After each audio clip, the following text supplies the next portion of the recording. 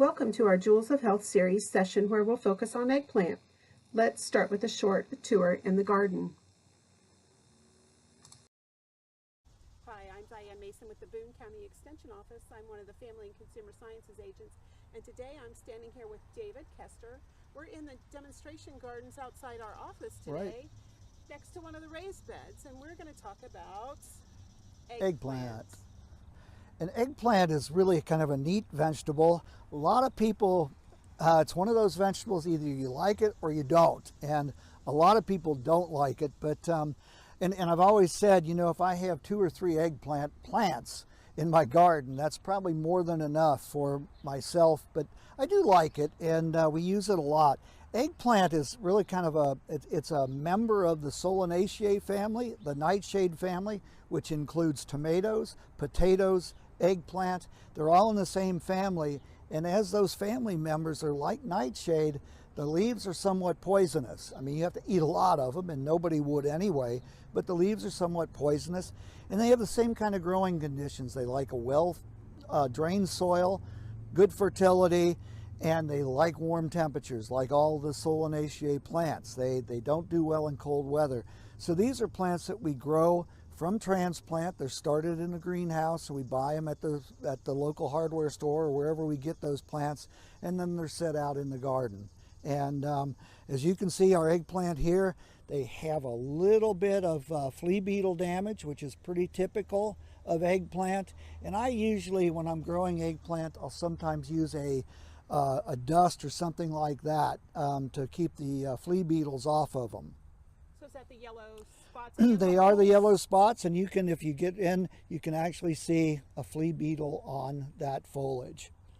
And you can see our eggplant here are have a lot of flowers on them. They look great. And they've got bumblebees flying around them, and we've actually got one fruit set on the plants here. And that's a little bit small right now, but as it ages, of course, a couple weeks, that'll be ready to pick and use at the dinner table.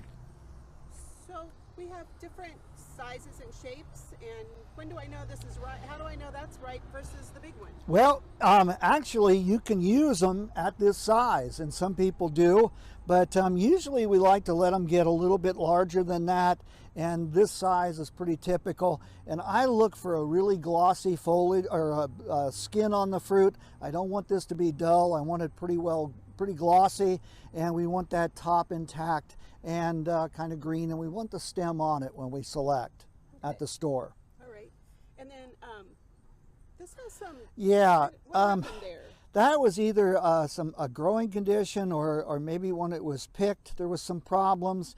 But obviously this would be one that you might want to avoid purchasing if there's better ones available. But honestly, this has got good glossy skin to it and probably is fine. You're going to peel that away anyway when you cook it. So. Okay. And then you normally kind of press on it? You can, and it should be fairly firm when you do that. They shouldn't be soft. And a lot of times if they don't store particularly well for a long period of time, so just kind of feel it a little bit, and it should be firm. Okay. Then I've also heard that if you look at the end of the eggplants, that some of the ends where the blossom was, some are round and some are more oval. Mm-hmm. Is there a difference? No, no difference whatsoever. Won't affect the taste or anything else. It's just a different variety. And there are a lot of varieties when it comes to eggplant. You were telling me earlier there were orange. There's a small orange one I've seen. There are green, and there are bicolored ones. The Hansel Gretel series has purple stripes and white stripes in it. And there's one called Ghostbuster, which is a pure white one. But there's a lot of different eggplant colors. I think the white ones, typically the skin is a little bit tougher. It is. Typically tend Yeah. to peel those. I don't usually peel these others.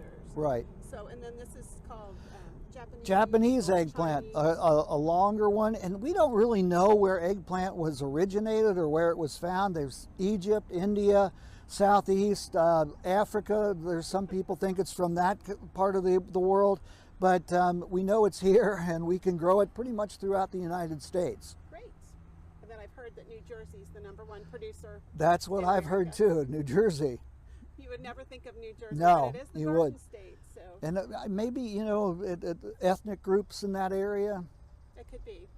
So, any other tips? No, it does well in containers. It's not a, it's, as you can see, it's a fairly pretty plant. The blossoms on it are kind of a little bit of purple color and not unattractive, but it does well in a container. Fantastic. And then you mentioned planting from transplant. What if I put seeds in the ground?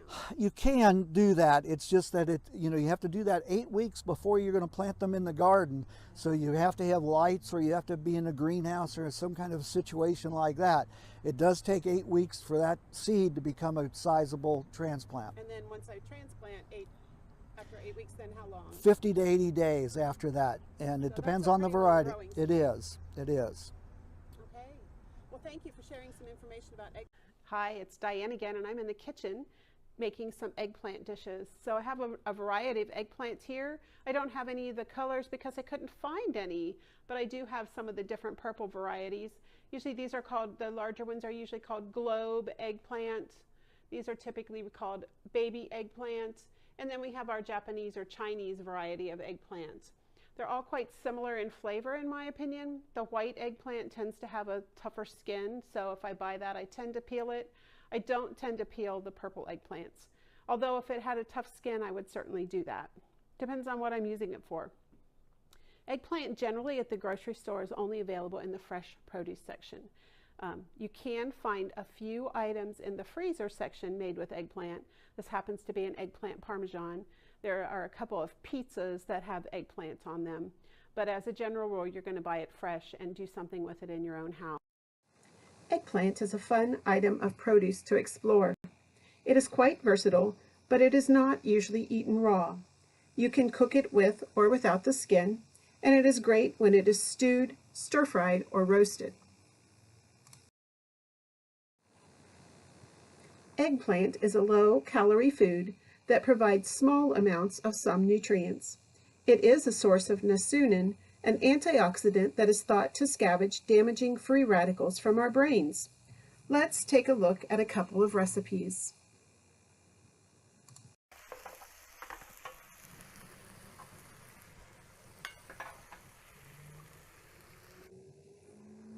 Thai spicy eggplant is a tasty stir-fry dish that features eggplant, usually the long, slender variety. It goes well over cooked brown rice or whole grain linguine. It is garnished with fresh basil leaves. Now let's look at roasting eggplant and garlic together for a dish called baba ganoush, or eggplant dip. I usually peel off the parts of the stem just so I get more of the eggplant exposed. I've washed it, and I'm going to cut some slits in it and poke some holes in it. If I don't, it will explode in the oven because all of the moisture is inside the eggplant and it's going to go someplace when it heats up. So I cut a pretty big slit here, and I need to pull it apart. I usually get my thumb in there and pull it apart a little bit, and I'm going to shove my garlic clove down into the eggplant. And it is a bit of a challenge, but once you get it going, life's good. So I have 3 cloves here I'm going to stick in. That way I'll have roasted garlic along with my roasted eggplant all at the same time. It's like fitting an oversized letter into a small envelope. So again, I just cut a slit and slip my garlic clove right in there.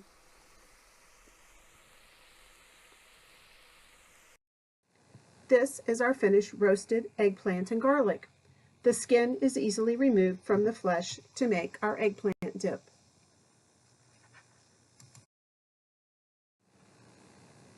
If you don't have tahini, which is a sesame seed paste, you can substitute with peanut butter.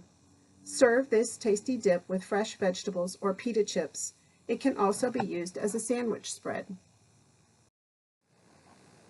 I encourage you to try eggplant today, and feel free to join us for our future Jewels of Health series programs.